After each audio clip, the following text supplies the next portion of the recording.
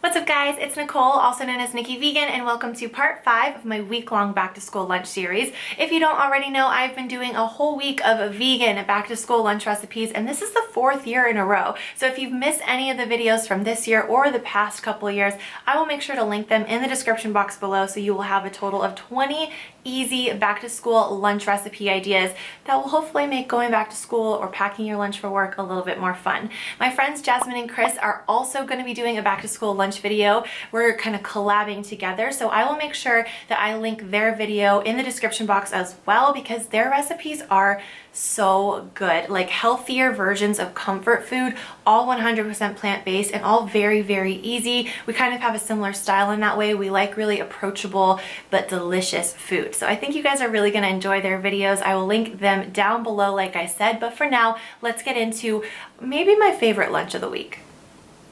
I can't help but do this. So we're going to start by making some baked tofu. Now, if you're short on time, like I know a lot of us are, you can definitely buy this pre-made at the store. But I have a really cool hack that I wanted to show you that I actually learned from Jasmine and Chris on their Instagram stories a while ago. And this is perfect for those of you who are like me and don't have a tofu press. So all you're gonna do is wash the whole container. I know that sounds weird, but you're gonna do that and then basically just poke some holes into the bottom of the actual container very gently. And what this is gonna do is it's going to allow for all of the extra water to drain out of the tofu. So you're just gonna set the tofu on top and make sure you have a plate underneath that can catch the extra liquid. And then we're gonna weigh this down with another plate and a couple of books. You want the books to be heavy enough to where it's pressing the water out of the tofu, but not so heavy that it makes it totally fall apart. Then you just let this sit for like 30 to 40 minutes and you're gonna be shocked at how much water actually comes out of the tofu. This is a really great technique because not only does it really improve the texture of tofu, but because you don't have all of the water in the tofu, it allows for it to absorb even more seasoning and flavor, and I just think it's a really great hack. So all you're gonna do is basically just cut your pressed tofu into strips. I'm going to drizzle this with some sriracha, which is great because it has some garlickiness and some saltiness and a bit of heat. If this is too spicy, you can definitely do barbecue or teriyaki, but we're just going to coat this generously and bake it for about 25 to 30 minutes. Again, super meal prep friendly. It holds up really well in the fridge, so don't think you have to do all of this the actual day of. Now, if you have kids at home that love to help with their lunch boxes, they're gonna think this is so fun. I would have loved to do this back in 5th grade when I was very, very, very into packing my own lunchbox. All you're gonna do is you're gonna take a sheet of nori, you're gonna put it shiny side down, and then press the rice down onto the actual sheet. You don't wanna do this much. Do you see how thick of a layer of rice I have? You actually wanna do less. I'll show you in a second because sometimes my sushi rolls are like 50% rice. Anyway, then you're just gonna add your tofu and whatever veggies you like, and we're going to roll and press this down. Now, I know this seems intimidating, but it's actually really easy. Just kind of press down as you're rolling and slice with a very sharp serrated knife. Now, this might be something if you have young kids that you do this part, but you get the drill. It's actually super, super easy. I am not perfect at making sushi. As you can see, this one is mostly rice right there, but as you can see, it's really fun and it's easy. So I'm not perfect at it. You don't have to be perfect at it. It doesn't have to be amazing looking. It's gonna taste delicious, especially because that little bit of sesame oil and the fresh crunchy veggies with the creamy avocado and the slightly spicy tofu. It's just such a nice combination, super easy and actually really hearty and filling as well. So I love having this in my lunchbox. I remember when I was going to college in Santa Monica, I would spend way too much money on lunches on days where I just wanted something that felt a little bit extra special, like sushi, and I had no idea that it was so easy to make it at home. If I had, I definitely would have saved quite a bit of money.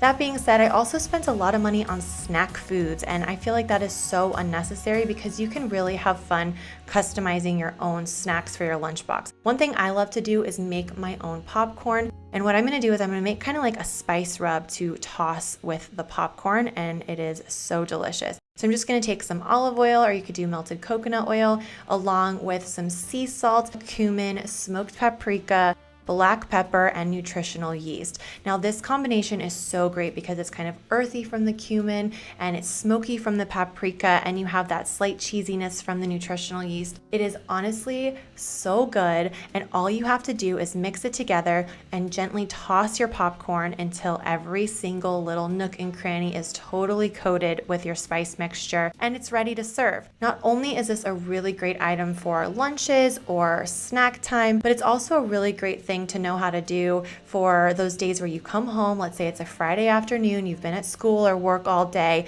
and all you want to do is plop down on the couch, have a snack, and watch some TV or some YouTube or whatever. This is perfect for that because it comes together super fast, super easy, and it makes the whole kitchen smell so good.